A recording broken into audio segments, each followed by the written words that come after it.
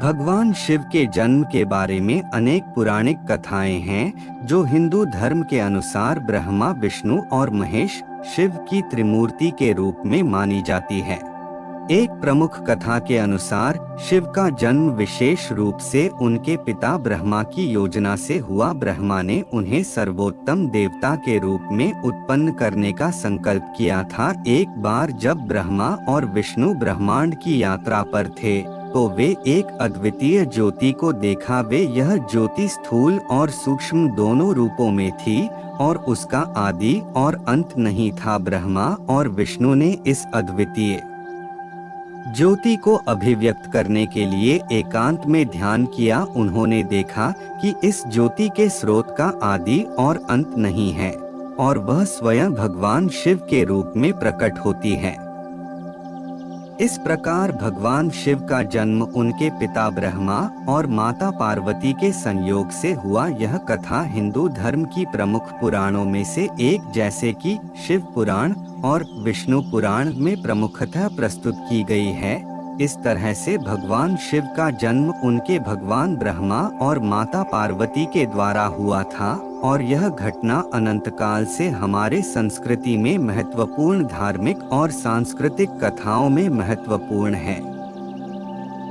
भगवान शिव के जन्म के बारे में विस्तृत रूप से जानकारी देने के लिए हम एक प्रमुख पुराण कथा को देख सकते हैं जो शिव पुराण में प्रस्तुत की गई है। इस कथा के अनुसार भगवान शिव का जन्म ब्रह्मा, विष्णु और महेश शिव की त्रिमूर्ति के रूप में माना जाता है।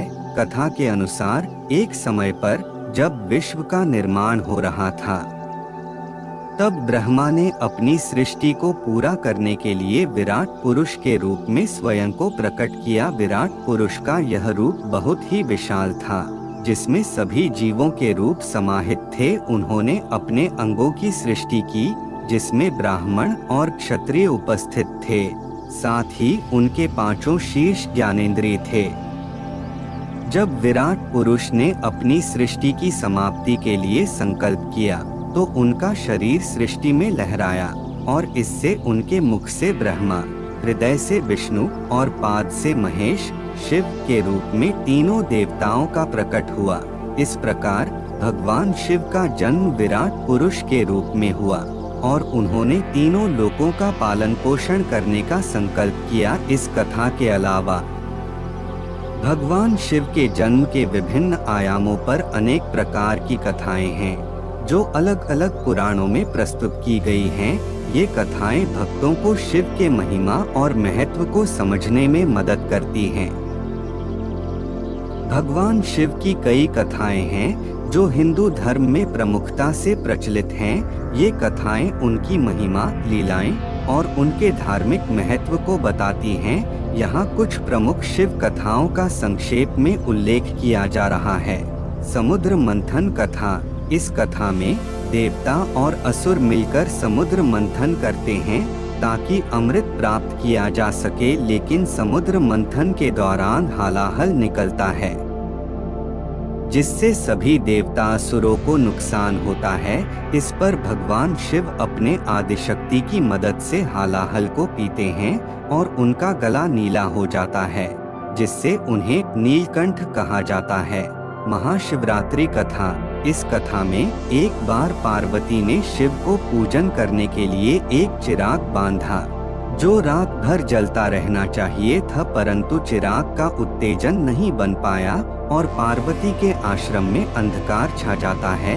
उनके आश्रम में आने वाले दर्शकों के लिए आश्रम में लगे देवी देवताओं ने अपने तेज के साथ जगह को उजागर किया जिससे चिराग जलने लगा। यह दिन महाशिवरात्रि के रूप में मनाया जाता है। दक्ष यज्ञ कथा। इस कथा में प्रजापति दक्ष ने अपनी बेटी सती के विवाह में भगवान शिव को नहीं बुलाया। इस पर सती अपने पिता के अपमान को सहन नहीं करती और अपनी जीवन की आहुति देती है। इसके बाद भगवान शिव का क्रोध प्रकट होता है और उन्होंने विराज रूप में उत्तम भैरव का रूप धारण किया जिससे उन्होंने दक्ष के यज्ञ को विनाश किया। ये केवल कुछ प्रमुख भगवान शिव कथाएं हैं। जो उनके महत्वपूर्ण और आध्यात्मिक परिप्रेक्ष्य में हमें सिखाती हैं।